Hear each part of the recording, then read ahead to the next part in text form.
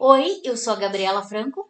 E eu sou o Thiago Cardim, e esse é o Imagina Se Pega no Olho, um podcast gravado na sala de casa com notícia, opinião e muita chacota.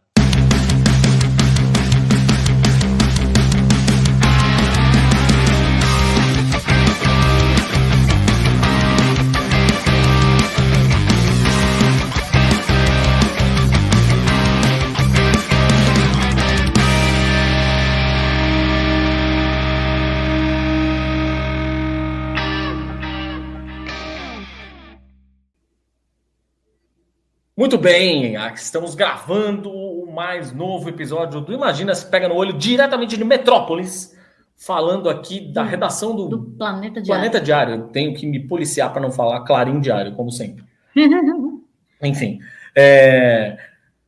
a gente vai falar sobre um assunto que está em alta nos últimos dias, que é algo derivado, mas não diretamente a respeito disso, mas algo derivado do filme, o novo filme do Superman, ou Super-Homem, dependendo da sua idade, dirigido por James Gunn, certo? Em certo momento do filme, Lois Lane, a jornalista, e Clark Kent, seu namorado, o alter ego do Superman, ela sabe que ele é o Superman, tá? Não tô contando spoiler nenhum, porque isso tá nos trailers, tá? Ela não sabe... é um filme de origem do Superman, não é. E ainda que fosse, assim, tipo, isso não é um spoiler, né? A pessoa que não assistiu não precisa ficar em pânico.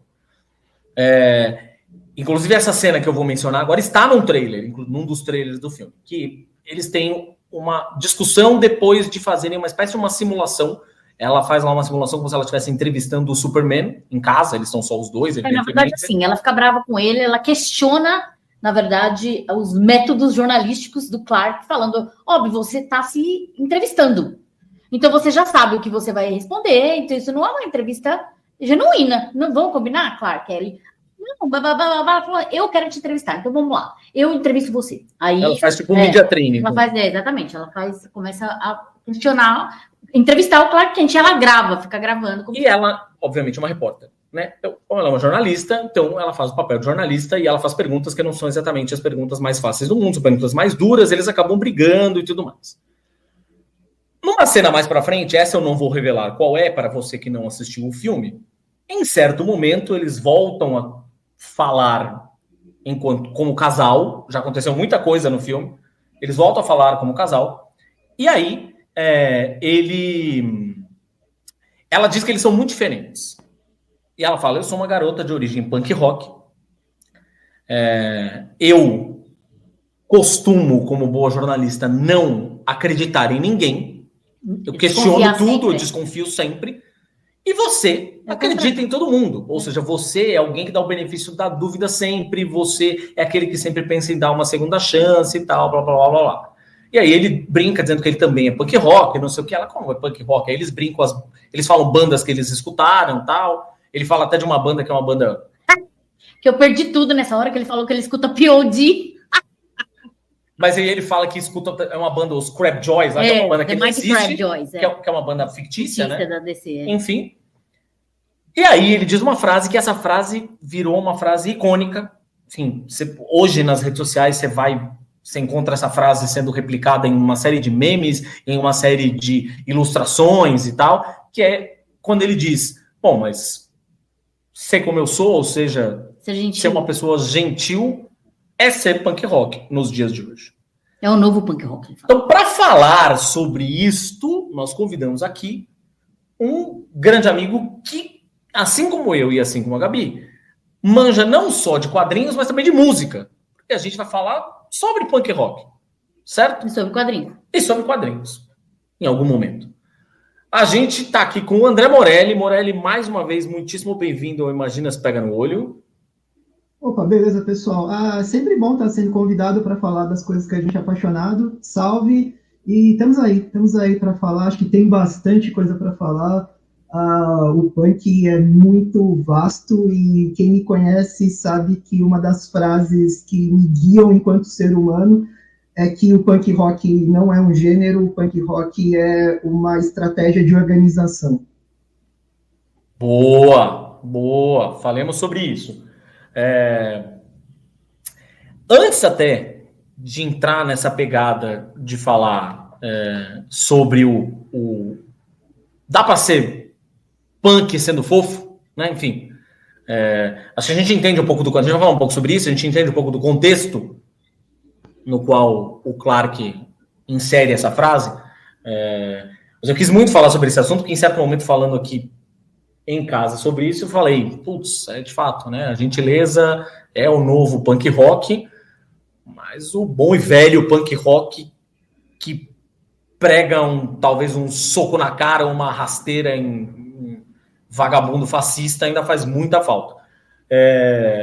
Então, antes até de falar sobre punk sendo fofo, eu queria, na verdade, retomar ali as origens do punk, ali nos anos 70, no meio de um panorama político e social completamente maluco, crise econômica, todo mundo desencantado com o sistema, a juventude... Não, Guerra Fria ainda não, que a gente tinha chegado nos anos 80, mas... Não, mas Guerra Fria... Final dos anos 50. Desde 50 é Guerra Fria. E Guerra Fria está desde os anos 50, ela na verdade, como é que fala? Se intensifica nos anos 80, mas ela está desde os anos 50. E tem questão de isso um pouquinho mais no final de 70, questão de guerra, de ameaça nuclear. Sim. E toda a coisa da juventude perdida, né? Ou seja, a juventude totalmente à deriva, assim, não sei o quê. E uma juventude que, na verdade, descarta toda a narrativa cultural dos anos 60, né? Que é a coisa do paz e amor. Sim, né? Então, exatamente. Com a guerra do Vietnã também, que se tornou um fracasso, na verdade, os Estados Unidos perdeu, e toda aquela coisa, veio todo uma como é que se diz?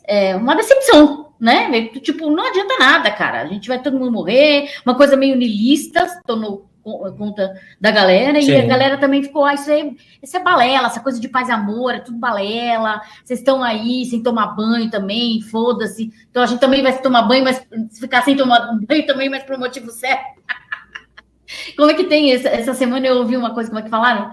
Que, na verdade, os hippies eram os caras que pareciam gente boa, mas era escroto, e os punks eram os caras que pareciam escroto, mas eram gente boa. Essa é uma ótima frase também. Ótima frase. Morelli, fala aí. Como que era esse panorama aí nos anos 70, adoro essa expressão, esse zeitgeist que deu origem ao punk?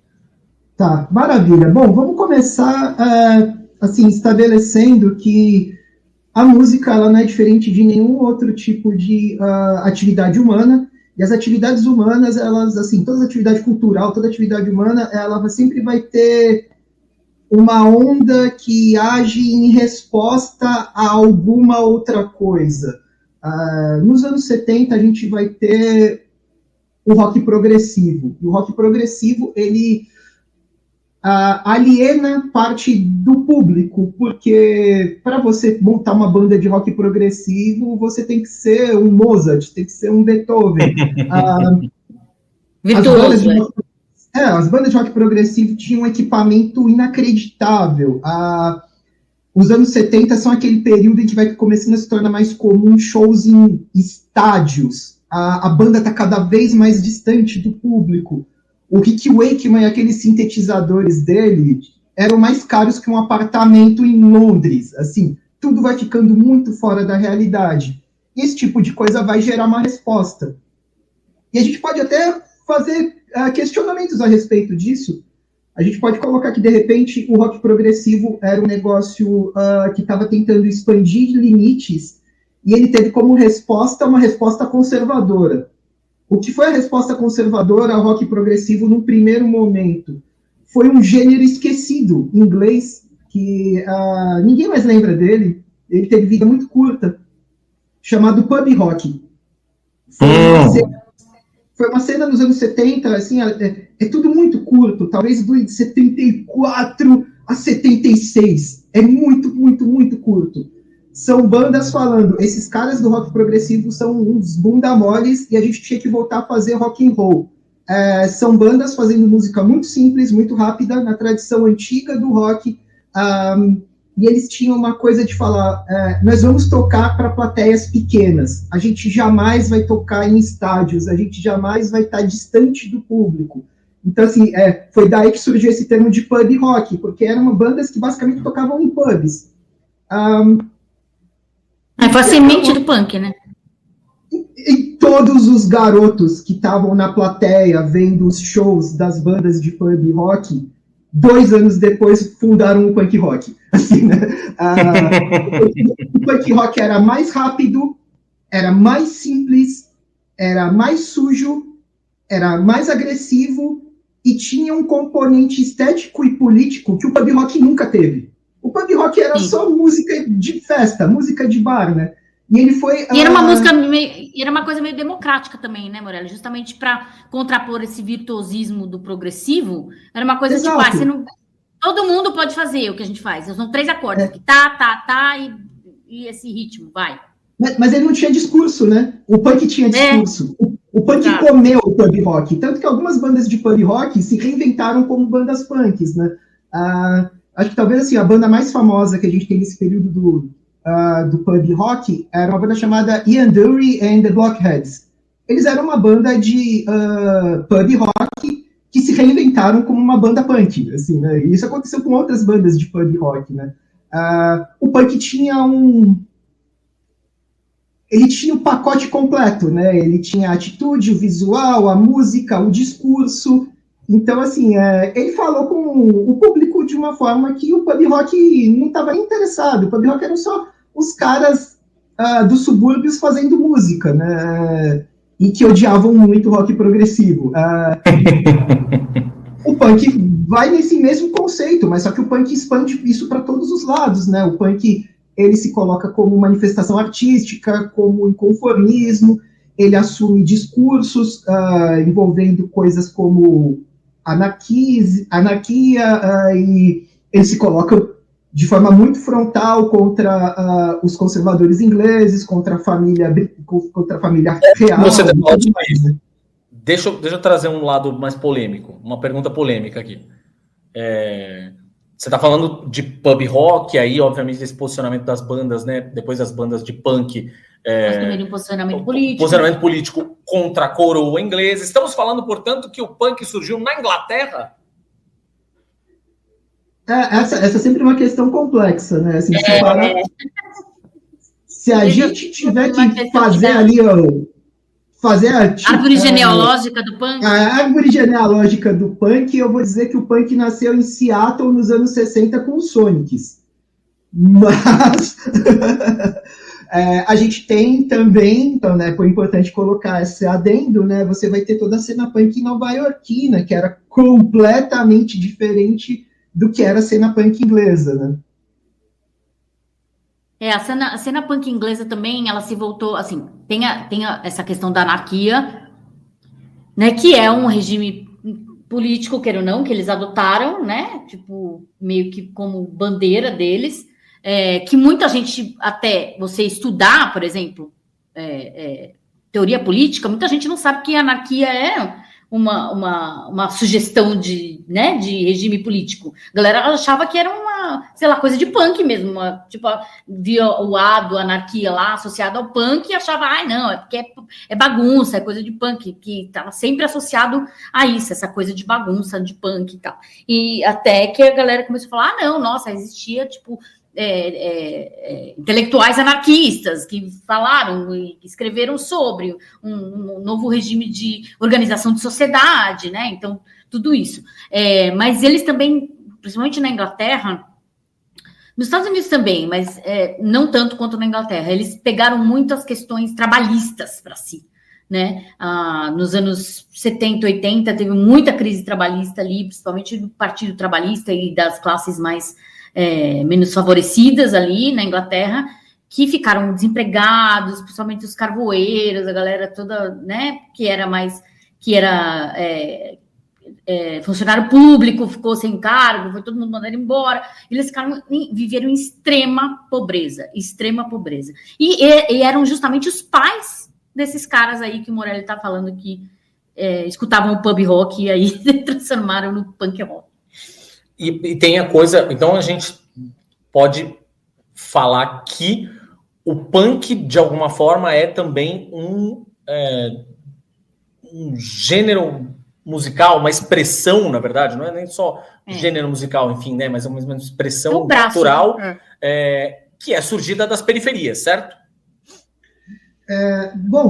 Essa questão também é interessante, né? Acho que o punk, ele se expande numa série de tentáculos, né? E é difícil você falar a respeito do punk como um todo. Mas, num primeiro momento, a gente pode compreender o punk como um fenômeno suburbano, como um fenômeno periférico, né? Os anos 70 são uma década de ressaca, né? Você tem a morte do sonho hippie, você tem os grandes problemas envolvendo a crise de petróleo, né? Você tem a fundação da OPEP no Oriente Médio, com isso você tem a primeira grande disparada dos preços do petróleo, isso vai gerando crises globais, quem é pobre fica ainda mais pobre, quem é ferrado fica ainda mais ferrado, e aí nesse tipo de caldo que vai surgir coisas como o punk. Boa.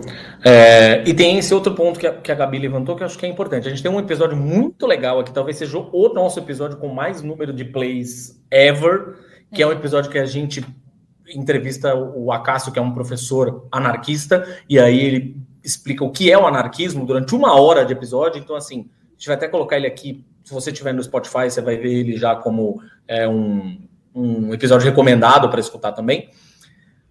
Mas, de qualquer forma, tem uma questão que, apesar do punk estar muito associado ao anarquismo, que é o não governo, né? Ou seja, não ter um governo, não ter uma forma contra todas as formas de poder, no gods, no masters, aquela história toda. A gente sabe que em muitos lugares, aqui no Brasil principalmente, o movimento punk estava muitíssimo ligado ao comunismo, né? Ou seja, ao socialismo. Aqui no Brasil, aqui em São Paulo, por exemplo, as principais bandas punk ali do ABC e tal, muitíssimo ligadas a movimentos sindicais. Então, no fim das contas, assim, dá para entender o punk talvez como a anarquia como símbolo e como prática, mas nem todo punk necessariamente é um anarquista, né? Bom, vamos lá, né? Muita gente às vezes tem esse tipo de conflito, né, de não compreender uma coisa muito simples, né, que o anarquismo é um movimento político de esquerda. Sim. O anarquismo surge dentro do socialismo, né, e entre os socialistas existiam os socialistas anarquistas, Bakunin, toda essa rapaziada aí. Então é curioso, né, para algumas pessoas, as pessoas entendem que o anarquismo é algo que flutua, né, não é nem acima do bem e do mal. Não, o anarquismo ele é uma orientação política de esquerda, né, mas é sempre interessante pensar a respeito disso, né? O punk, ele fala muito forte em lugares onde parece que as coisas são piores, né? Então, assim, você vai ter o cenário brasileiro, né? O punk chega no Brasil com ditadura militar, né? Com polícia pegando moleque na rua. A gente tem que colocar que ali, o final dos anos 70 e o começo dos anos 80, a gente já tinha um processo de... a ditadura estava afrouxando o laço porque era impossível continuar do jeito que era, mas assim, todo o conceito de você ter livre associação de 5 pessoas conversando numa esquina era visto de forma muito preocupada pela polícia, né? A gente ainda tinha uma situação muito cruel, e é curioso, né? O punk, ele sempre vai falar alto nesse tipo de lugar, né? Assim, de forma muito inacreditável, porque a gente tem que lembrar, né? Hoje é tudo muito fácil, você aperta botão, o seu celular se conecta com o planeta inteiro, né? A forma como o punk chegou aqui no Brasil é heróica, né? Assim, acho que os primeiros punks comentam muito a respeito disso, né? Que talvez tenha sido um divisor de águas, uma matéria sobre o punk rock no Fantástico. Isso foi um negócio que ajudou a disseminar o punk pelas quebradas do Brasil, né? E aquela coisa, né, em loja de disco, um cara emprestando fita para o outro, né, um contexto absolutamente heróico. A gente pode até, inclusive, desenvolver depois, né, porque as bandas punks brasileiras começaram aquela coisa inacreditável de se conectar com o movimento punk ao redor do mundo por carta, né, um negócio inacreditável para quem é jovem hoje em dia, né, explicar. O cara mandava uma carta lá para a Suécia, né, ficava esperando, o sueco pegava a carta, recebia a carta, mandava uma carta de volta para o Brasil. Um negócio inacreditável, né? Demorava meses. Cólera, sim, bandas como Cólera organizaram turnês europeias, todas na base de mandar carta. É um negócio inacreditável, né? Cara, e tem uma outra questão que é uma questão muitíssimo conectada com o baile. Essa coisa do punk de esquerda, a gente vai falar sobre um pouquinho sobre isso mais para frente também, porque, né, enfim, ser punk é ser woke, enfim, mas é uma coisa relacionada ao punk, muito ligada ao punk, além dessa estética anarquista e tal, que era o do it yourself, né? Ou seja, a filosofia do faça você mesmo, né? Não tenho grana, eu vou lá e faço o meu próprio fanzine, pego uma folha de sulfite, faço um monte de colagem, pego uns pedaços de letra de jornal, desenho aqui ali, não sei o quê, faço xerox daquilo, daquele monte de fotocópia, daquele monte de coisa, pum, nasceu um fanzine. Da mesma forma, pum, nasce um pôster para falar sobre o show que você vai fazer nas letras, recorta as letras de revista, cola lá e faz tipo uma coisa muito de improviso mesmo, e com pouco recurso, né? A guerrilha, né? A coisa de guerrilha, que foi que nasceu com o punk, né? Porque a galera não tinha dinheiro, né? Porque, claro que a gente não vai falar sobre os Sex Pistols, que são os punk de boutique, por exemplo, que tem essa questão, mas a galera não tinha dinheiro mesmo. Então, tipo, como que fazia para fazer folder de show, como fazia para fazer pôster da banda, como fazia para vestir uma roupa legal para se apresentar? É assim, loja de segunda mão, tirar xerox, fazer colagem, o famoso pestap, né, Morelli? A cultura do it yourself é o grande legado que o punk deixa para o mundo. Isso está acima de qualquer outra coisa e é um negócio que vai reverberar para sempre, né? A ideia de não odeie a mídia, seja a sua própria mídia, né? Você odeia as bandas da sua cidade, monta a banda e faz o som que você gostaria de ouvir. Todas as rádios são uma droga, faz o seu programa de rádio. O jornal não fala da cena da sua cidade, monta um fanzine. Isso é inacreditavelmente poderoso, né? Assim, acho que assim, são as duas grandes coisas que o punk te oferece, né? A cultura do it yourself e a cultura de colocar no mesmo nível banda e público. As pessoas viam os shows das bandas punks e diziam, eu também posso fazer esse negócio, e montava a sua própria banda punk, né? Então, assim, o poder de viralização que o punk tem enquanto ideia é um negócio que, assim, não existiu antes do punk, né? O punk tem essa beleza, né? Que eu, sinceramente, eu levo a cultura do it yourself comigo, assim, para qualquer lugar onde eu for e onde eu estiver. Nossa, sim. Esse podcast é a prova da cultura do it yourself. É isso aí. Gabi tira as palavras da minha boca, é isso mesmo.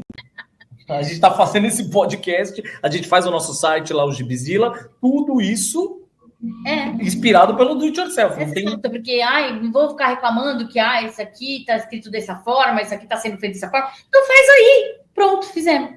É isso. Faz aí o seu podcast. Vai reclamar na tua casa. Só que aí a gente fala aqui, chama os amigos para reclamar com a gente. Quando a gente fala de punk... Ótimo convite, né? Ótimo convite. Pois é. Quando a gente fala de punk, a gente tende a lembrar... Por exemplo, a Gabi usou o nome do Sex Pistols. Aí a gente tende a lembrar Ramones, Dead Kennedys, New York Dolls, a gente tende a... MC5, maravilhoso, enfim... o Godfather of Punk, o Iggy Pop, e por aí vai. Mas é curioso, e aí aqui no Brasil, né, o Morelli falou do maravilhoso Cólera, do Redson, saudades Redson, Mas tem Olho Seco, tem Inocente. Peraí, eu vou falar justamente sobre isso. Inocente. O que acontece? No fim, a gente teve alguns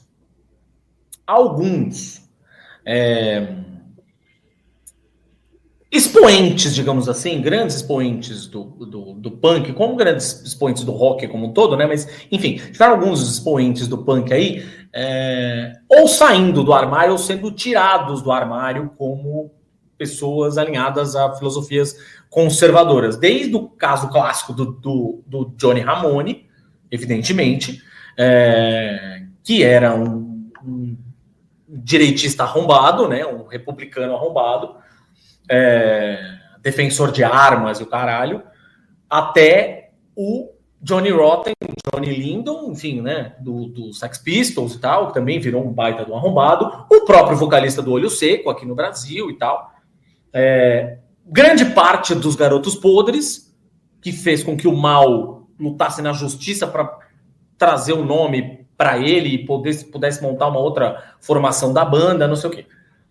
Isso Morelli falou mais lá atrás sobre essa coisa de as pessoas enxergarem o anarquismo como algo que não é de esquerda nem de direita. Spoiler, isso é uma mentira, né?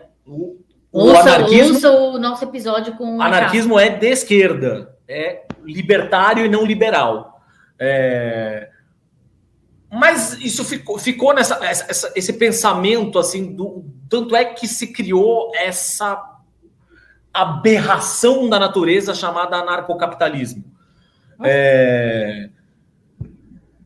Cara, essas controvérsias, né? Ou seja, casos controversos ou de bandas ou de integrantes de bandas punk, não sei o quê, com ideias conservadoras. O quanto isso é punk de verdade, assim? Vamos lá. Eu acho que é importante, de novo, assim, voltando a uma coisa que eu falei no início, né? Toda atividade humana, ela funciona por ondas e funciona por respostas, né? Então, assim, às vezes a gente tem gente tentando dar um passo à frente e isso pode gerar uma resposta que é um passo para trás. Sobre punk velho ficando reaça, assim, nem todo mundo envelhece bem, né? Essa é a questão. Mas, assim, sobre essa coisa de diferentes formas de você entender politicamente o punk, né? A gente pode falar um pouco ainda sobre todo ali aquele caldo de cultura, né? Que são ali os anos iniciais do punk. Porque o punk ele sempre foi muito autodestrutivo, né? Assim, a tendência é que as gerações seguintes do punk, elas meio que viravam as costas para a geração original, né? Se você pensa, sei lá, vamos pegar uma banda como o Joy Division, né? O Joy Division ele vai surgir em 76 ou 77 como uma banda chamada Warschau, né? Que é uma banda de punk rock. Só que em um período muito curto de tempo, o Warschau vira o Joy Division. E o que é o Joy Division? O Joy Division é meio que dá as costas pro punk original. O baixo tá na frente da guitarra, não toca rápido, não tem grito, e ao invés do cara tá falando sobre, sei lá, beber e se divertir, ou tá falando sobre política, ele tá falando sobre questões pessoais, questões particulares. Sobre transtornos mentais, inclusive. Exato. E sendo poético na questão, por exemplo, hoje a gente chama esses caras de pós-punk, né? Mas assim, naquele período em que eles surgiram, ninguém deu para eles o nome de pós-punk. Eles eram punks. Eles estavam junto com o punk, exatamente. Só que uma parte do público olhou para aquele negócio e falou: isso não é punk, não. Vamos fazer punk de verdade. O punk de antigamente. E aí você tem uma resposta, talvez conservadora, a essas coisas que eram o pós-punk, né? Imagina, né? O pós-punk, os caras usavam teclado. Teclado, né? Punk usando teclado. A gente odeia rock progressivo, como é que o cara vai lá e pega um teclado, né? Aí você vê o surgimento de coisas como street punk, né? Essas coisas tipo o Discharge, o GBH, esse tipo de coisa. Eles são uma resposta ao pós-punk, né? Eles são mais simples, eles são mais rápidos, eles são mais agressivos, né? Eles são mais nihilistas. E isso acaba, assim, se comunicando de uma forma muito forte com os punks da quebrada, os punks que não tinham necessariamente aspirações artísticas, os punks que não eram poetas. E assim, você começou a ter uma diferenciação entre as possibilidades de punk, né? Você vai ter os caras do pós-punk fazendo essa coisa mais artística e mais poética. Você vai ter os caras do street punk fazendo um negócio mais agressivo e mais próximo da cultura hooligan inglesa. E, em algum momento, você vai ter os skinheads se aproximando de discursos conservadores. Eu não considero que ser conservador seja o fim do mundo. O problema sempre é o mesmo. É que muita gente que começa nesse discurso conservador acaba caindo em papo de nazista. Não demora muito, né? Sim, parece que é fácil, inclusive, né? Parece que o cara é um pulinho, né? O cara fica conservador e começa a falar umas barbaridades que você fala, pô, Deus me livre, né? Mas, assim, você percebe que são ondas, né? E são ondas de respostas, às vezes, né? São umas respostas meio tortas, às vezes. Os skinheads originais andavam com a comunidade jamaicana inglesa. Eles iam para as festas de rua para ouvir ska, né? Assim, é onde surgiu o ska, exatamente. Mas aconteceu alguma coisa no meio do caminho, né? E parte desses caras, assim, foram seduzidos por um discurso conservador. E é muito louco. Não sei se eu respondi a pergunta. Não, total. Enfim. Não, que é isso que, tipo, é um mal que pode acometer qualquer um. Exatamente. No fim das... Agora, isso não pode, e essa talvez seja a questão que eu quero deixar aqui para o querido ouvinte desavisado que esteja nos escutando, isso não pode, obviamente, servir como desculpa para dizer, então o punk... Não, o punk não é isso. Isso é Existem pessoas que são assim. E que... Isso é uma exceção, assim, saca? Tipo, o punk. Assim como existem gays que votam no Bolsonaro, por exemplo. Exatamente. É isso. É isso aí. Agora, pensando no punk de hoje, e eu nem tô falando do underground, tá? Que, óbvio, o underground permanece aí firme e forte, né? As bandas mais clássicas, né? Ou o underground propriamente dito, que todos os dias cospe novas bandas. Tem um moleque usando e abusando da tecnologia para fazer cada vez mais o seu próprio do-it-yourself. Então agora ele consegue gravar com um computador velho em casa lá e com os instrumentos velhos, aí faz uma mixagem meio tosca, queima num CD, distribui para uma galera, ou faz um arquivo digital e sobe nas plataformas, aí enfim. Mas não estou nem falando do underground. Enquanto uma estética que naturalmente isso sempre acontece, né? Sempre, qualquer estética que venha do underground, em algum momento, ela pode ser absorvida pelo mainstream. O punk sendo absorvido pelo mainstream, você considera que ele sobreviveu ou ele foi cooptado? Assim, porque o punk está lá nos streamings, né? A gente pode ouvir tranquilamente hoje no Spotify, sei lá, o Bad Brains, posso ouvir o Devotos, posso ouvir, sei lá, qualquer banda, o Flicts, que é uma banda que eu amo, beleza. Mas ele também tá nas camisetas da C&A, bicho. E ele tá nos videozinhos do TikTok ali. Ou seja, o punk virou marketing ou a atitude ainda vive ali meio nas brechas?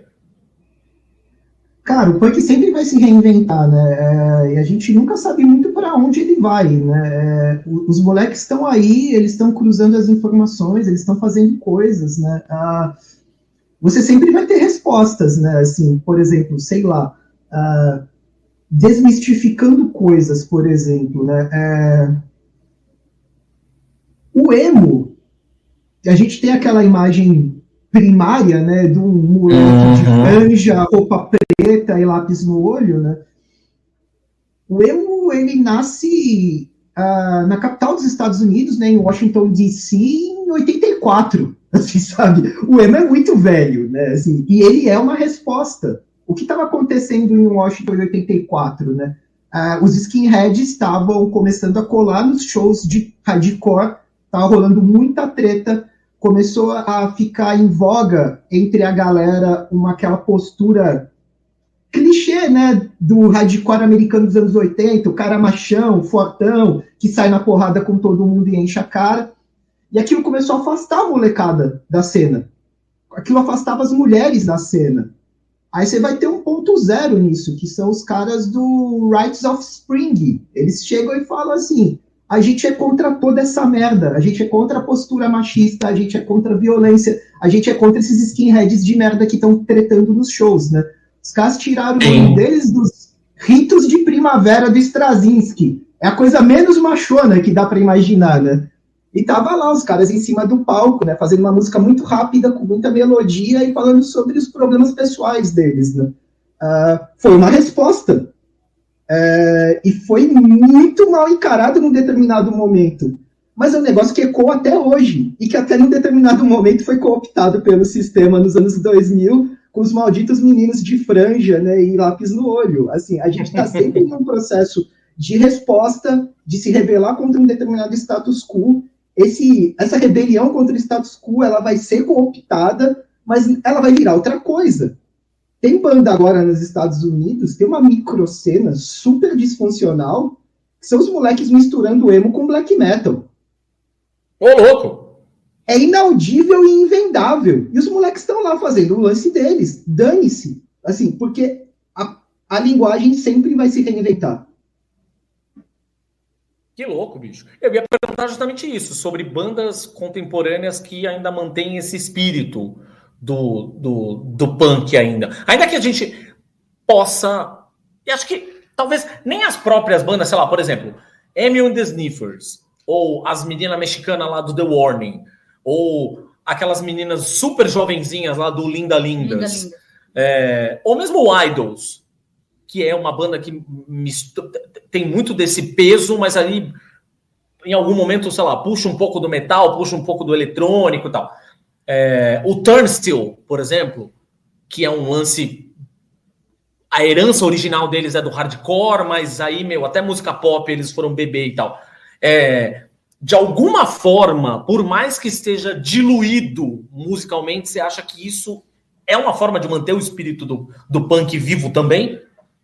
A minha pergunta é, se tem discurso, a gente está falando de punk, né? Porque só a estética não leva a lugar nenhum, né? A gente poderia falar da estética da Avril Lavigne, mas tem discurso? Não tem. Eu poderia falar da Olivia Rodrigo. A Olivia Rodrigo tem ótimas referências musicais, inclusive ela convidou... Eu sou obrigada a bater palmas para ela, né? Ela convidou as Breeders, né? As tias das Breeders, para abrir a turnê americana dela.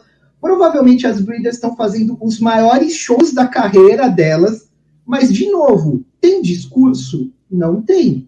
Aí vamos lá. Linda Lindas tem discurso? Tem.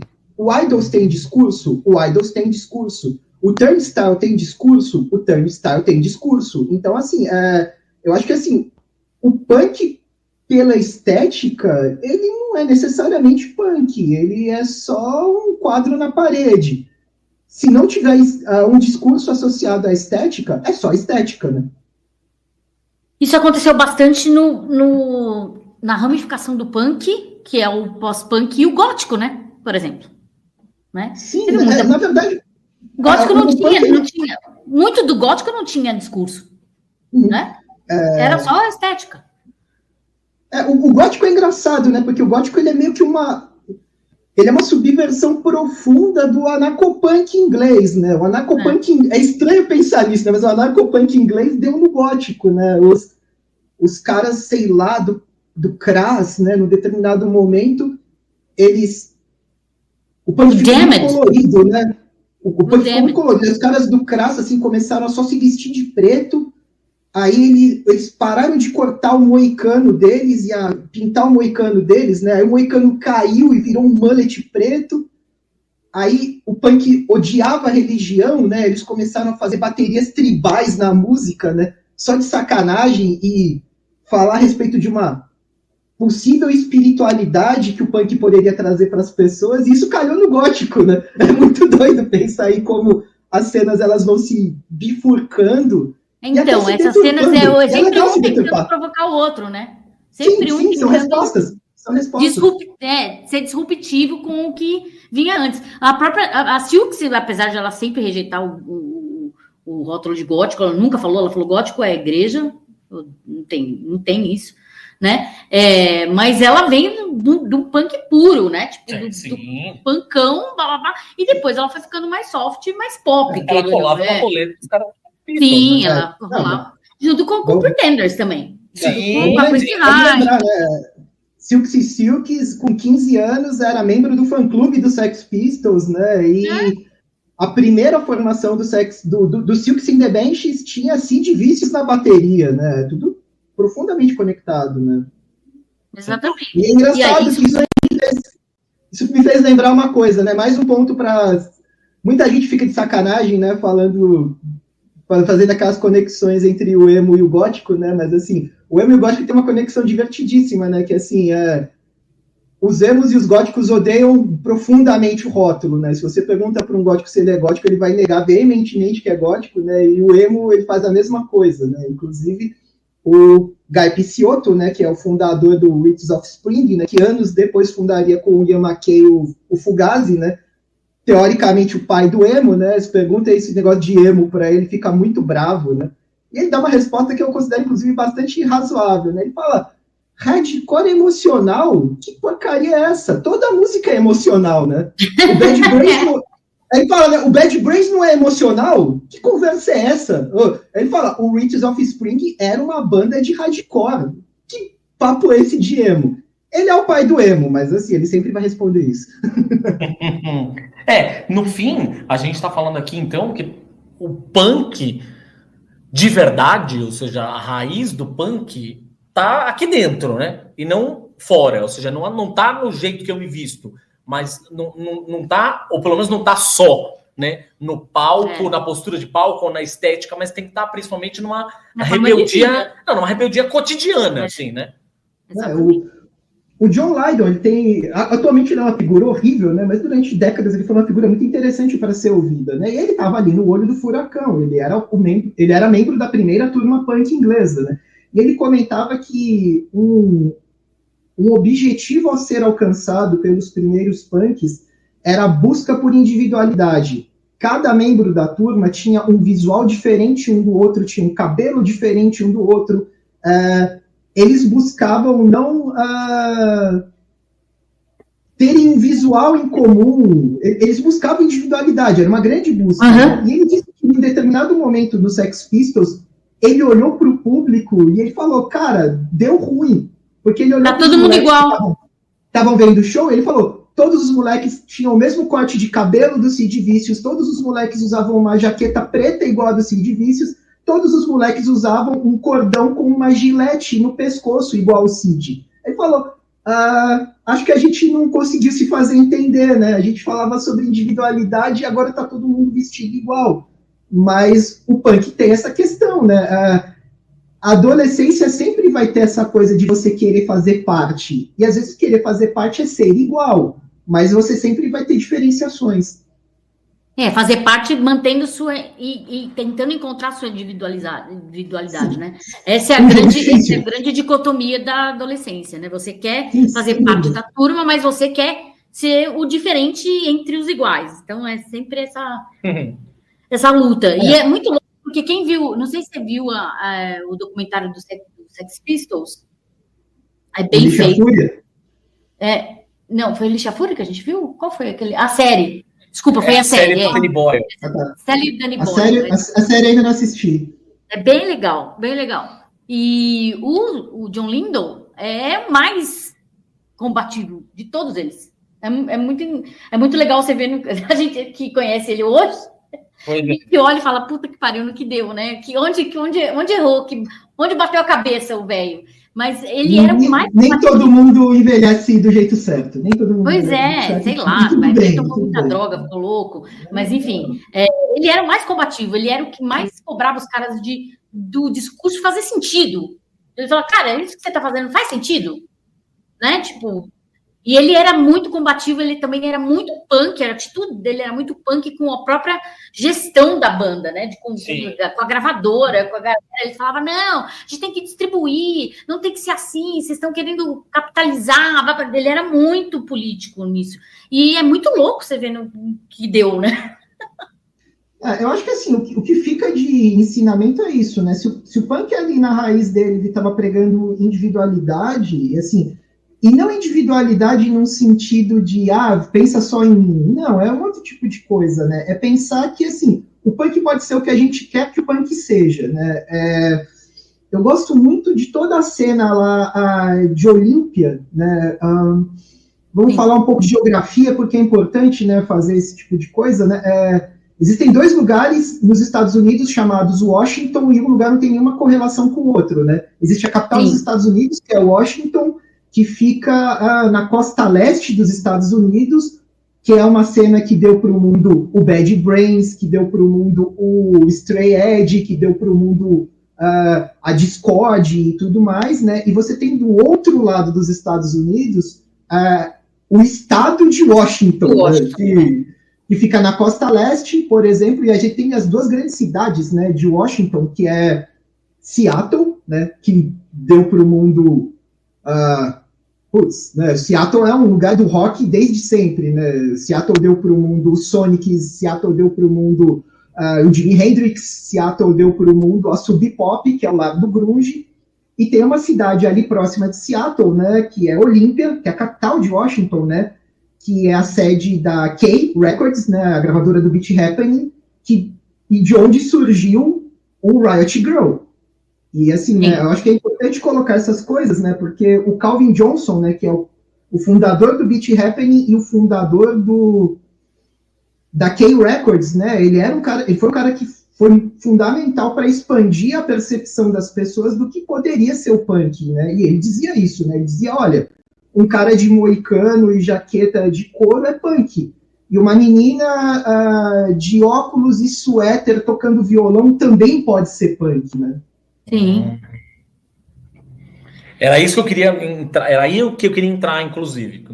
Teve a pergunta inicial lá, o punk pode ser fofo? Que é a ideia, no fim das contas, do, entre aspas, punk bonzinho, né? O oposto da caricatura violenta que a gente tem como o estereótipo do punk. Então, mas isso é também o pulo do gato, porque o punk, ele é violento contra o sistema, é isso que é assim, contra o sistema vigente, mas ele não é violento um com o outro, ele não é violento com o outro, ele é gentil com o outro. Aliás, dentro do movimento punk, eles são super gentis. Eu conheci punks, assim, daqueles bem moicanaço que fica 7 dias sem tomar banho, extremamente gentis, extremamente... como é que fala? Amorosos, empáticos, extremamente empáticos com o outro, porque faz parte disso, é isso. Se você é de um movimento de esquerda, que vem das minorias, que visa as minorias, que tem como grande pilar também distribuir as minorias, né? Fazer com que seja uma distribuição mais equânime, mais igualitária e tudo. Então faz parte de você tratar o outro bem, gentil, ser gentil. Então, assim, muita gente tem esse estereótipo do punk agressivo, mas ele quer passar a mensagem de agressividade, mas não necessariamente é um cara agressivo. E com agressividade. E com agressividade, exatamente. Desculpa. É exatamente isso que você falou. Ele quer passar uma mensagem agressiva, pode ser, tipo, as falas agressivas, com agressividade. Que é justamente o contraponto do hippie que a gente estava falando lá, do paz amor, do progressivo. Blá, blá. Ele quer falar, não, chuta, pé na porta, é isso daí, não foda-se, não escuta isso. Vocês estão. E que, inclusive, você pode ser extremamente violento com palavras suaves. Extremamente violento. Né? Então, assim, não é isso, não é como você fala, é o que você fala. Né? O Morelli até falou do Stray Edge, por exemplo. E o Stray Edge, todos os meus grandes amigos do Stray Edge, por exemplo, são caras de alguma forma ligados a, sei lá, budismo, por exemplo. E são veganos, rejeitam bebida, rejeitam sexo sem envolvimento... Não, sexo sem envolvimento emocional e tal. E basicamente o Stray Edge é, sim, uma derivação do punk, não? É isso. É uma derivação do punk, de hardcore, né? Sim. Então lá na verdurada... O Stray Edge, ele nasce na cena de Washington DC, né? Washington, capital dos Estados Unidos, né? Ali, começo dos anos 80, né? O Minor Threat, uma das primeiras bandas do Ian MacKaye, o fundador da Discord, né? Ele era um cara que tinha como postura de vida individual, assim, eu falo assim, eu não bebo, eu não me drogo, eu não vou fazer sexo de forma irresponsável, eu tenho uma série de questões ali relacionadas a direitos dos animais, vegetarianismo, veganismo, uma série de coisas, né? Ele colocou isso nas letras do Minor Threat e meio sem querer ele deu origem ao que hoje a gente chama de movimento Straight, né? Então, o movimento Straight, ele é uma perna, né, da cultura hardcore, da cultura punk hardcore, né? Ele tá ali, mas é curioso, né? Porque, assim, de novo, essas coisas são sempre muito híbridas, né? Eu confesso que eu não tenho muito contato com a cultura hardcore, com a cultura straight atual, mas, assim, num determinado momento, não sei, anos 2000, mais ou menos, a cultura straight queria se diferenciar muito da cultura hardcore tradicional. Então, assim, existe até um termo para isso hoje em dia, né? Cara, hoje em dia é um termo meio ridículo, né? Faz bastante tempo, né? Que se fala, assim, de um gênero musical específico, que é o metal straight. São grupos straights que, assim, tem os dois pés no metal e eles têm muito poucas influências de hardcore em geral, né? Mas é o metal deles, é o lance deles. Sim, sem dúvida. Bom. Mas respondendo a pergunta, sim, o metal pode ser fofo. O punk, o metal também, mas enfim. Tem o baby metal que pode ser fofo. Mas o punk pode ser fofo, sim. Eu acredito que possa ser fofo. Com o outro, com o outro indivíduo, respeitando o outro indivíduo. Ele é fofo nesse sentido. Então, talvez... E foi isso que o Superman quis dizer. Ou seja, a gentileza punk, portanto, é se importar com o outro quando o sistema espera absolutamente apatia. Você deixar de ser cínico, né? Que é uma coisa que o Superman não é. Ele não é cínico, ele se importa com o outro, né? E isso é, hoje em dia, uma disrupção. Né? Num momento que está todo mundo tão ensimesmado, tão o universo umbigo lá, todo mundo olhando para si, ou então olhando para o grande espelho negro. A tela do celular. A tela do celular, entendeu? A caixa-mãe, né? A caixa materna. Caixa materna. Caixa materna. A grande caixa materna que não faz você não olhar para o outro. Você continua olhando, você continua vendo você mesmo nas coisas que você observa, e não o outro. Não olhar para o outro. Você para de olhar para o outro. O Superman olha para o outro. Ele salva o esquilinho. Ser bonzinho, então. O punk. Bonzinho. O punk, a gente está falando, o punk é resistência, de alguma forma. Hoje em dia, isso é ousadia, isso que é foda. É isso que eu ia perguntar, exatamente. Dia de você ser gentil, acreditar no outro. É o que a Lois fala para ela. Eu desconfio de todo mundo. Você acredita no outro. Seu primeiro movimento é acreditar no outro. O meu primeiro movimento é desconfiar. Por isso que ela fala. E ele não só acredita, como ele dá segundas chances ainda, né? Esse é o ponto. Exato, porque hoje em dia é uma forma de resistência. Uma forma de resistência ao mundo egoísta e cínico, creio eu. Mas eu quero ouvir o nosso convidado.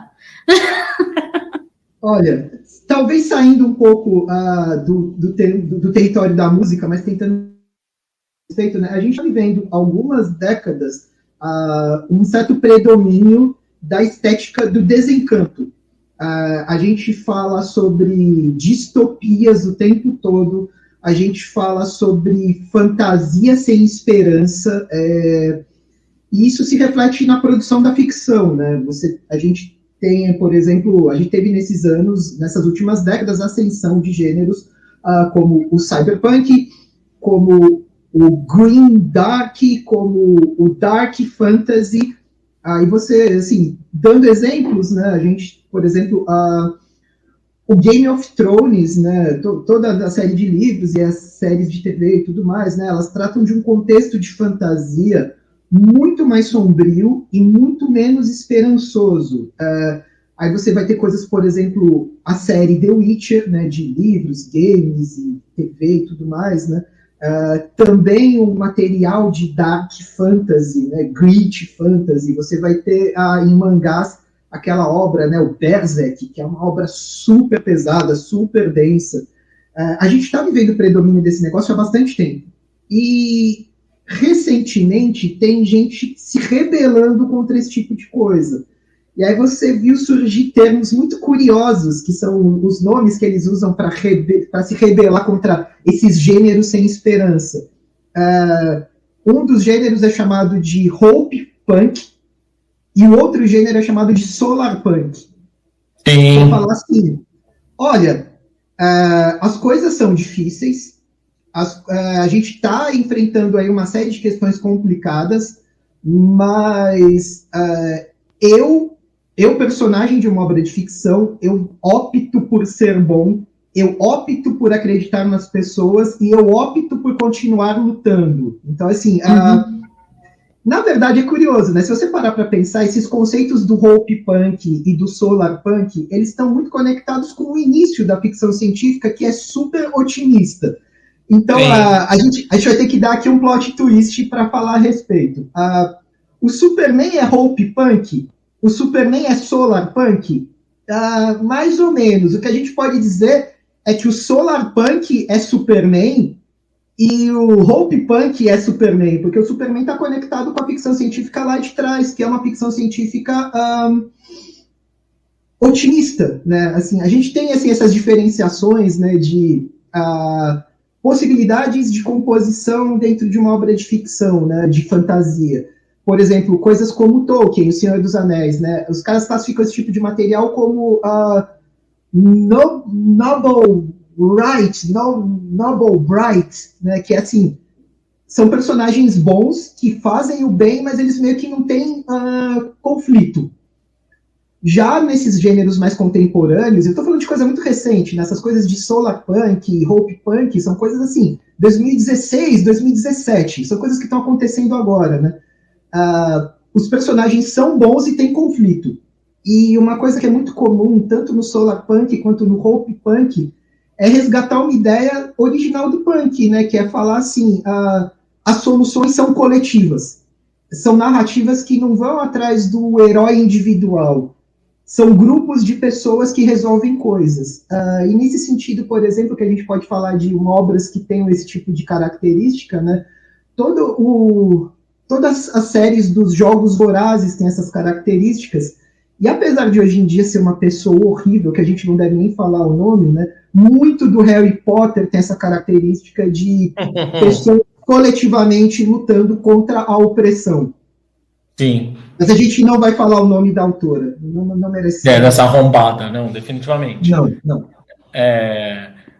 Bom, então, no fim das contas, dá para dizer que sim, o Superman pode ser punk rock, no fim das contas, hoje, né? Sem dúvida, ele vê o que está errado e tenta fazer a parte dele. E o filme até trabalha com esse contexto do Hope Punk de o Superman não é infalível e ele não vai resolver tudo sozinho, ele precisa de pessoas, né? Você precisa de coletivos para conseguir atingir os objetivos. Isso é muito bom. Olha, para você que está escutando a gente também vai deixar aqui, de novo, se você está escutando no Spotify, você vai encontrar aqui nos relacionados aqui embaixo. O James Gunn, que é um fanático por música, a única vez que eu tive a oportunidade de entrevistá-lo, quando ele veio para a CCXP, para o Guardiões da Galáxia 2, se não me falha a memória, foi o Guardiões da Galáxia 2. E eu consegui entrevistar ele pessoalmente e, obviamente, eu só consegui falar com ele sobre música. Perguntei para ele se ele tinha até inspirado por um texto que a Gabi tinha escrito no Judão, sobre como era a lógica do Tarantino para produzir as trilhas sonoras dos filmes dele. Eu perguntei justamente, como é que é o teu ideário de trilha sonora e tal, não sei o quê, que eu falei, né, a história do Tarantino, às vezes pensar a trilha sonora antes do filme, não sei o que e tal. Ele falou, calma, não é tanto assim, né? E eu não tenho, obviamente, uma discoteca tão imensa quanto eu sei que é a do Tarantino. Mas eu, enfim, estou lá escrevendo, ouvindo música, em um determinado momento crio uma cena e penso numa música que combinaria com aquela cena ou com aquele personagem, e isso de alguma forma ajuda lá na frente a imputar alguma coisa no filme ou na série, ou o que quer que seja, né? Se você gosta desse, enfim, desse jeito musical do James Gunn pensar, o que torna, por exemplo, natural que ele faça essa conexão do Superman com algo relacionado a punk rock, ele fez uma playlist para cada um dos principais personagens do filme. A playlist da Lois é super punk rock e super Riot Girl. Não, é super Riot Girl. A playlist do Superman, né, do Clark, é absolutamente pop punk, o que é muito divertido. A playlist do Senhor Incrível é totalmente progressiva, o que é muito engraçado também. A playlist do Ultraman, né, que é aquele vilão que o Lex Luthor tem do lado dele, também tá nos trailers, isso não é spoiler, tá, gente? Um vilão mascarado lá, não sei o que, a playlist dele é super metal. Ou seja, tem aí umas coisas divertidas e tal. Então, e se você compara as playlists do Clark com a da Lois, você vai encontrar muitos tipos de punk diferentes. Sim. Mas ainda assim, os dois são punk rock. Isso é que é um tesão. Morelli. Opa! Antes da gente encerrar aqui, eu não poderia deixar... Esse não é o Imaginas Pega no Ouvido, que é o nosso podcast musical. Tá? Se você que está escutando aí não sabe, nós temos o Imaginas Pega no Ouvido, vai procurar lá nas plataformas. Estão lá, a gente sempre entrevista pessoas. O Morelli já foi entrevistado pela gente e tal, falar sobre suas paixões musicais, enfim. Mas não poderia deixar de falar um tanto de punk. Dá uma dica de um disco punk aí pra galera ouvir. Rapaz, o disco punk... Fui pego a queima-roupa aqui. Que tu goste, veja bem. Aí é...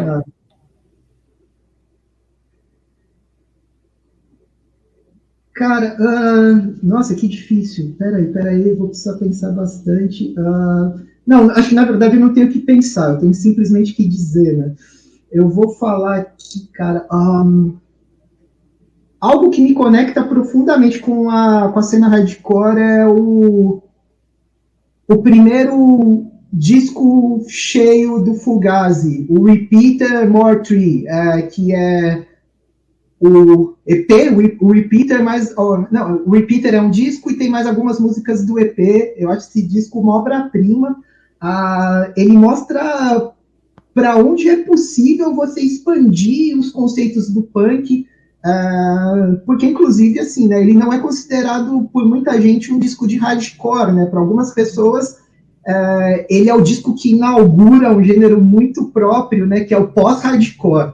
E assim, é um disco que, cara, brinca com dub, brinca com jazz, brinca com silêncios, brinca com faixas instrumentais, mas ainda assim ele é super hardcore e ele é super punk. Gosto muito desse disco e é um disco que para mim é absolutamente atemporal. Aqui as coisas funcionam ao vivo, tá? Então assim, o programa é gravado, mas a gente funciona quase como se fosse um programa de rádio. Enquanto o Morelli estava respondendo, a Gabi estava perguntando o meu, então a gente vai responder os nossos também. Fala você primeiro, amor, o seu. Bom, eu ia falar alguma coisa dos Letterkenny, que eu amo, mas eu acho que o meu disco de punk preferido foi o que eu vi o show, inclusive, é o Fresh Fruit for Rotten Vegetables, do Dead Kennedys. Excelente. É excelente. Um clássico. Muito bem. No meu, na verdade, eu vou de Brasil. E vou falar, obviamente, do Singelos Confrontos, que é um dos discos da minha vida, disco do Flicts, que é um disco absolutamente sensacional. Entrevistamos também o Rafa, o professor Rafa, baterista do Flicts aqui no outro podcast. E é uma banda incrível, que faz shows simplesmente sensacionais, tem músicas brilhantes e acho que as pessoas deveriam conhecer muito mais. Então fica aí a minha dica também. Pronto aí, viu? Você que está ouvindo Imaginas Pega no Olho ainda saiu com uma palhinha de Imaginas Pega no Ouvido. Olha só. Agora vamos falar de HQ do Superman. Qual a preferida? Pronto aí, tá boa. Boa, muito bem. Vai, Morelli, você. Só queima-roupa a gente tá pegando, hein, Morelli? Né? Pelo amor de Deus, né? Tá bom. A HQ favorita do Superman de hoje. Uou. Para o Homem que Tem Tudo. É uma história simples do Alan Moore com o Dave Gibbons. Ela é curtinha, é tipo coisa de revista mensal, mas nossa senhora, ela é um tapa na cara. E é punk rock pra caralho, hein? Bastante, bastante. E a sua, amor? Eu ia falar All Star Superman, mas eu gosto muito, muito, muito de Reino da Manhã. Do Mark Waid. Que é um Superman que, em certo momento, antes dele voltar a ser o Superman, ele, né, antes dele voltar a se enxergar como Superman, ele flerta com o fascismo até, né? Que é a ideia do Mark Waid, inclusive, na história, né? Enfim, ele um momento olha e fala, peraí, acho que não era muito isso que eu deveria estar fazendo, não foi isso que meus pais me ensinaram, assim. Exato. Enfim. Volta pro prumo. É aquele conceito de que algumas pessoas às vezes não envelhecem direito, né? Mas o Superman se resolve. Pois é. Acho que a minha, no fim das contas, eu até falei sobre ela essa semana e tal, que é o Birthright, o Escrito nas Estrelas, que eu gosto muito.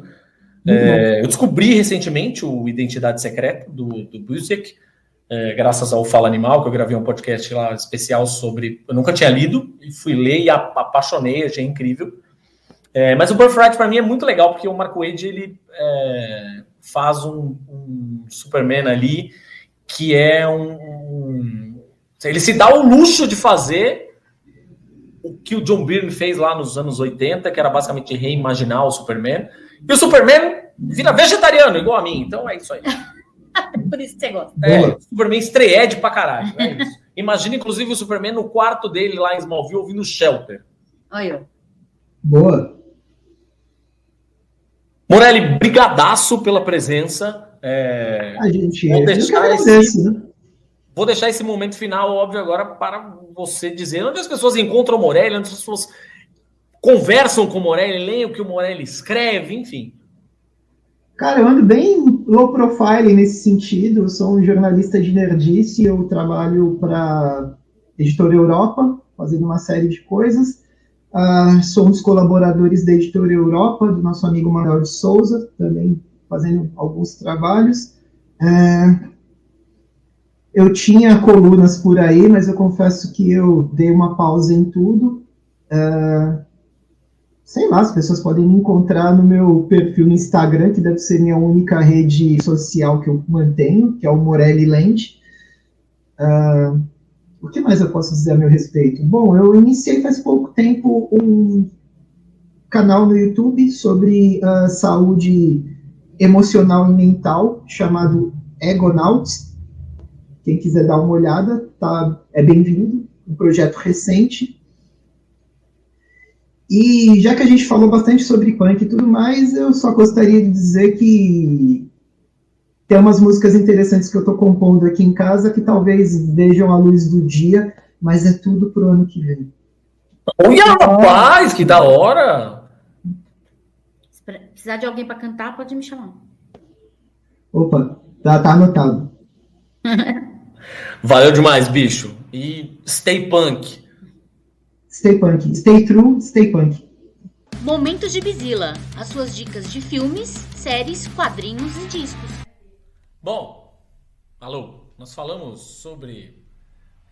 agora no finalzinho do episódio, falamos sobre dicas de discos, dicas de quadrinhos, mas isso não substitui o nosso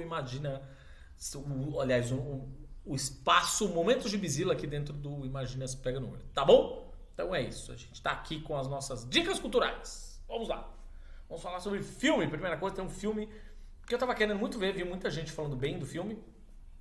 E é um filme bem interessante, que... Quebrou nossas expectativas. Sabe o que eu achei curioso? Achei muito legal, assim, fica a dica, inclusive. Esse é o tipo de filme...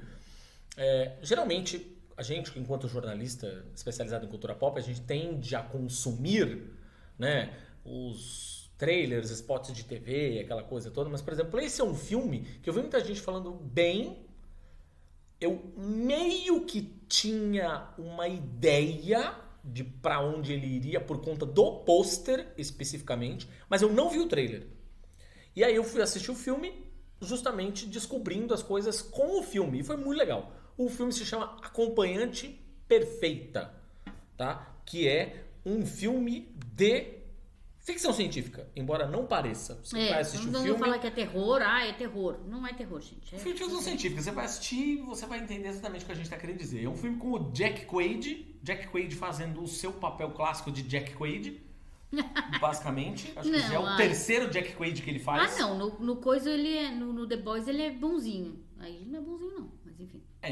Mas aqui nós temos, de qualquer forma, um bobalhão. Ele faz um papel de bobalhão, né? Enfim. Eu tô fazendo aspas com as mãos aqui. Mas enfim. Ele faz um incel, é isso. E temos a Sophie Thatcher que está na série que nós adoramos aqui em casa, o Yellow Jackets. Ela é uma das melhores, inclusive, da Yellow Jackets. Eles são um casal que vai viajar para encontrar amigos numa cidade bem distante, uma casa bem no meio do mato, meio do nada, com coisa nenhuma. E aí, entre uns drinkzinhos, umas bebericagens aqui e ali, não sei o que, a gente acaba descobrindo algumas coisas a respeito dele e a respeito dela, principalmente. Isso é muito legal. Acompanhante Perfeita com a Sophie Thatcher, assim, ela é uma excelente atriz, tá? Ela é super jovem, mas é um daqueles talentos que definitivamente não está no radar de todo mundo ainda. Se você entra no IMDb, o IMDb tem uma definição curiosa para acompanhante perfeita, que é companion em inglês, né? Mas a definição curiosa é dark comedy. Não chega a ser comedy, vai, gente. Não é um comedy. Mas dark comedy é aquele outro que a gente tem viu, humor, que é na mansão também, que os meninos se matam tudo. Como é que chama? Tem spoiler do filme. Eita porra. Mas acho que isso tá meio no trailer também. Que é o A24. Que tá meio no trailer. Que é da... É uma palavra que se repete 3 vezes. Mata, mata, mata. Qualquer coisa que vale, assim. É uma parada assim. E com aquele menino lá que era do Saturday Night Live. Como que isso, chama? o menino que era namorado de uma das Kardashian lá, inclusive. Enfim, é isso. Foco, Acompanhante Perfeita. Assista, muito legal. Tá no HBO Max, tá? Que agora voltou a chamar HBO Max. Tá bom?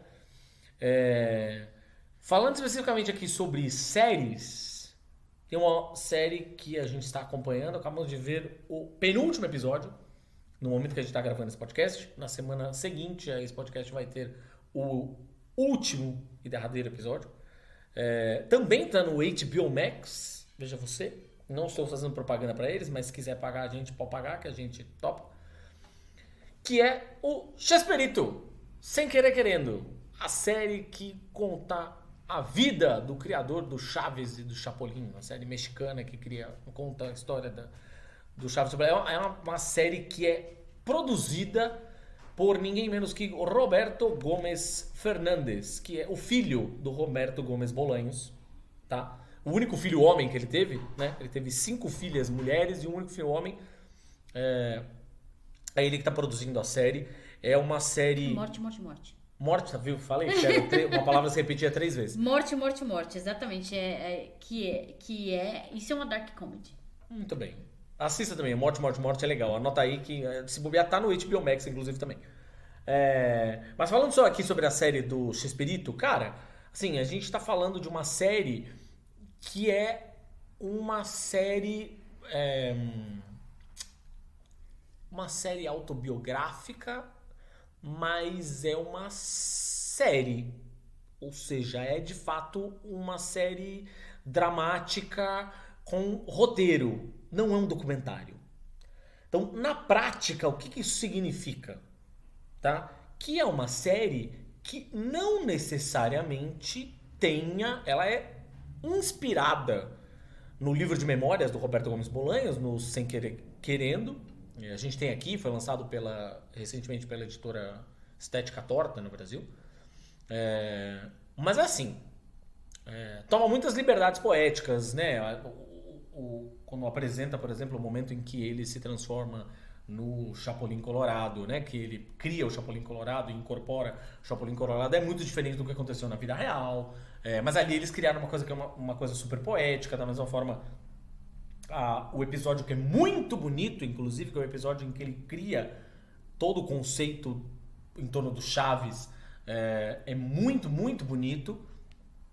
Mas muito daquilo aconteceu de maneiras diferentes. Tem toda uma discussão de bastidores sobre o papel, tanto a Florinda Mesa, que é a Dona Florinda, né, quanto o Carlos Villagrán, que é o Kiko, eles tiveram os nomes trocados na série, né, ou seja, ele tá como Marcos e ela tá sendo chamada de Margarida Maggie, né, porque as questões criativas dele com o Kiko são super bem retratadas ali. O Carlos Villagrán acaba sendo colocado num papel meio de vilão. Quem conhece a história diz que muito possivelmente foi mais daquele jeito do que qualquer outra forma. Agora, tem toda uma discussão a respeito de como a série está meio que vilanizando a Dona Florinda. Né? Ou seja, tratando ela um pouco como manipuladora e não sei o que, sendo que, enfim, o seu Roberto ali, antes de casar com ela e aquietar o facho, ele não era flor que se cheire, assim, ele deu várias puladas pra lá e pra cá e tal, ele tava bem... eles falam um pouco sobre isso na série, mas não tanto, ele tava bem deslumbrado com a coisa da fama e tal, então, né, assista com moderação. Né? Ou seja, acompanhe aí os principais sites depois para você entender as diferenças com relação à história real. Tem lá o canal no YouTube Vila do Chaves, que é muito legal. Tem o Fórum Chaves, que inclusive a gente já entrevistou aqui um dos criadores, né, no nosso episódio especial sobre o Chaves. Então, assim, quer saber mais detalhes fidedignos, digamos, vá procurar outras fontes, ler a biografia, qualquer coisa assim. Mas a série... é legal. Talvez seja um pouquinho chapa branca, mas é menos do que eu imaginei, inclusive, porque é o pai dos caras e ainda assim eles falam sobre as questões que ele aprontou com a mãe dele, né? Então, sem querer querendo, Chespirito, tá lá no HBO Max. Aí eu queria falar sobre um gibi que a gente ganhou, a Gabi ganhou, e como ela ganhou, a família ganhou, portanto, né? Durante a PocCon, que é uma fofurice, uma gracinha de tudo, chamado Dante, Damian e Pascal, que é um gibi lançado pela Bebel Books. É um gibi pequenininho, são várias tirinhas, basicamente, e você lê ele numa sentada, basicamente. Ele é escrito pelo Levi Sabarri, que é um quadrinista autodidata, gay, enfim, e é um cara das Filipinas, então ele tem um olhar, ali tem um olhar diferente também, né? Mas o Dante e o Damian são um casal gay e a Pascal é a filha deles. A filha deles é uma gata. Só que ela é uma gata que se comporta como uma criança, ela é antropomórfica, né? Então ela fala, ela se comporta de fato como uma criança adotada por eles. Mas, cara, assim, eles tratam de temas muito difíceis ali de uma maneira super leve. Eles falam de preconceito, falam de até da ascensão da extrema-direita, inclusive, mas ao mesmo tempo é o retrato de uma família. Ou seja, que está ali reunida na hora do jantar, que briga por bobagem, que discute, que dividem os cuidados, aquela história toda. Super fofinho, super gostosinho e que coloca um casal gay num papel de uma família normal. Né? Não precisa ter a militância. Né? É só uma família vivendo. Só uma família vivendo. Existindo. É isso. E eles são pais de pet. Não sei se são pais de pet, porque, volto a dizer, a Pascal é uma criança. Né? Que os amigos dela são crianças. Ela é o único gato da história. Enfim, mas leiam. Assim, é uma fofurinha de tudo. E, de novo, é aquele gibi que você lê numa tacada só. Assim, é super gostoso de ler. Lançamento da Bebel Books aqui no Brasil. Tá? Então, Dante, Damian e Pascal. E aí, por último, mas não menos importante, tem uma sugestão de disco maravilhosa, que é um disco nacional chamado Assaltos e Batidas, do rapper FBC, que é um rapper mineiro. Cara, que descasso absolutamente sensacional. Assim, é meio que uma volta as raízes dele, assim, um disco mais cru, bem mais político, não que ele nunca tenha deixado de ser em algum momento, né? Enfim, mas bem mais político, bem mais se posiciona mais com a questão da crítica social e tal, não sei o quê, mas é uma espécie, ele é quase uma trilha sonora, assim, ele é meio cinematográfico, porque ele de alguma forma, as faixas funcionam se você escutá-las separadamente, veja bem, mas de alguma forma ele é a história de um jovem, conforme você vai escutando, é quase como um curta-metragem de um jovem da favela que é seduzido pelo mundo do crime e acaba sendo confrontado. Veja só, isso tem a ver até com o assunto do nosso podcast, tá? A gente encerra fazendo conexão com o assunto do nosso podcast, que ele acaba sendo confrontado com ideias revolucionárias e encontra a resposta para essas ideias, não no punk, mas no rap, né? Então é sério, um descasso, tá aí na lista dos melhores e cheio de referências, não só referências cinematográficas no som, mas também cheio de referências a outros gêneros musicais, não necessariamente só o rap. Então ele viaja um pouco por coisas mais, né, em um ponto um pouco mais bluseira e tal, enfim.